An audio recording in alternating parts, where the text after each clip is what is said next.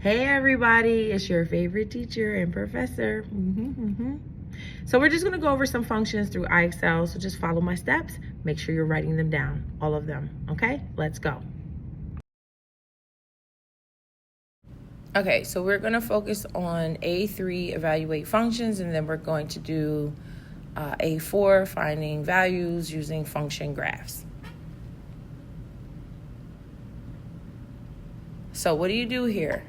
You're going to substitute 5 into the function f of x equals 7x plus 8. Sorry, that is actually a 5. And then you get 35 plus 8, and that equals 43.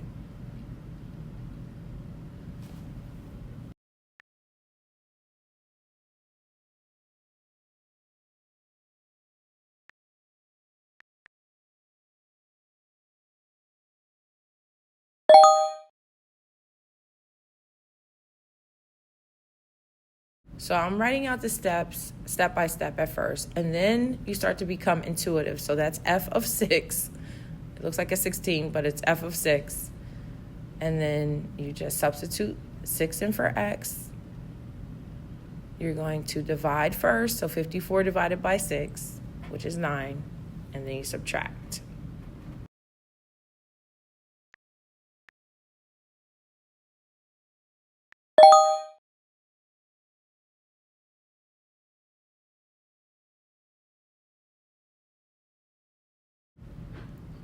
Okay, so follow my steps explicitly, right? So f of 25 is 6 minus 100 divided by 25. So your problems are going to be different, but you need to perform them on IXL, and then you're going to take a little quiz.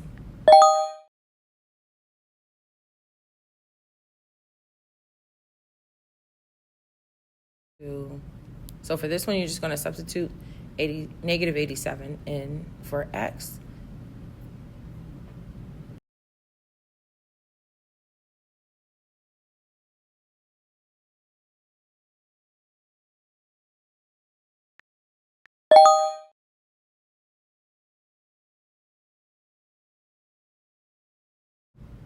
And then you're going to do 8 minus 3 times the absolute value of 2.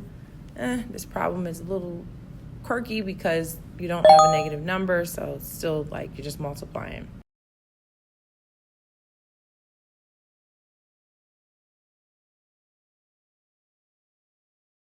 Remember, you are substituting, so this is negative 2 times the square root of 36, which is negative 2 times 6.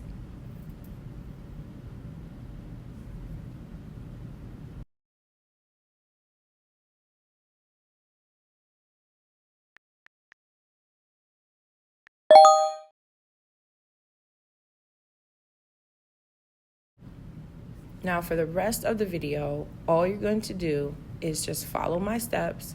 You're going to take those notes. You're going to apply this to what you are going to do in IXL.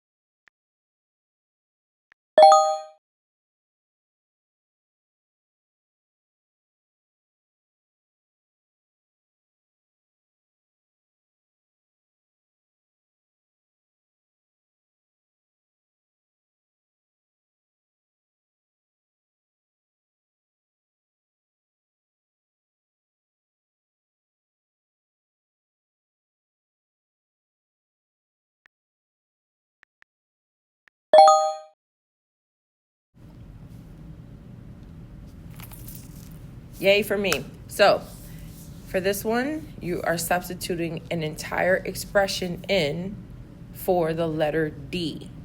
So do be careful that if you get one like this, do not get confused.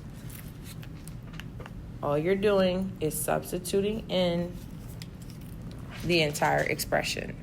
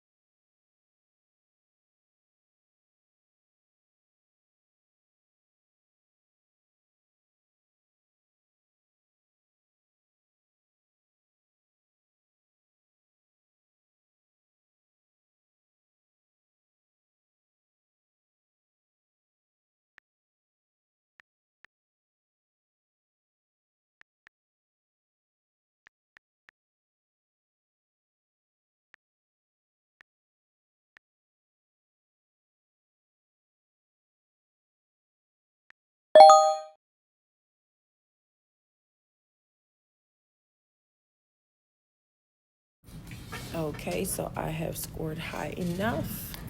I can move on to the next topic.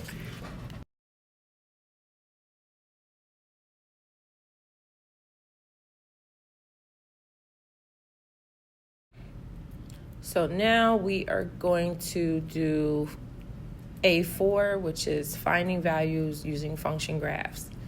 So when you're finding f of 4, you're looking at the x on the x-axis, and then you're going to go up to the graph. So, well, either up or down. So depending on which way the graph is or which way it's moving, you go up, you touch the graph, and then you look for the y value on the left, which is 2.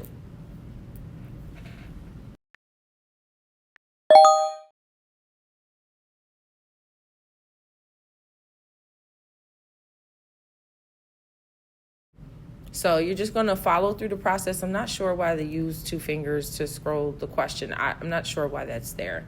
But you go up to the graph at 3, and you're going to look over, and the y value is 5.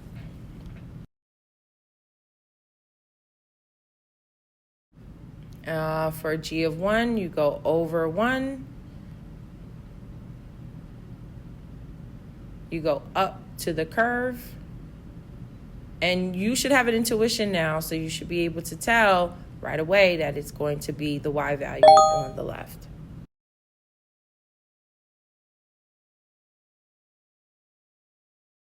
Okay, so the use the 2 fingers thing is in the way, but just don't mind that.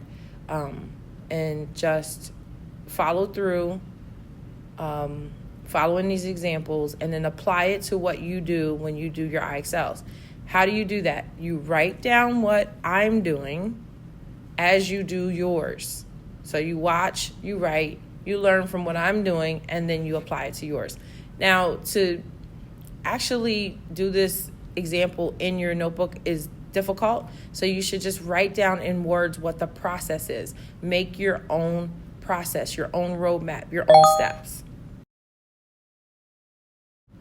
Now, this is really important because this is f of x equals 10. So what this is saying is giving you the y value. So now you're doing the opposite. You have to find the x value. So if y is equal to 10, f of x equals 10, they both mean the same thing. You're going to go over to the graph at 10 on the y from the y-axis, and then you're going to look straight down to find out what that value is, which is 2. So do be careful and make sure that you know the distinction. The rest of the video is going to be silent, so just follow what I do.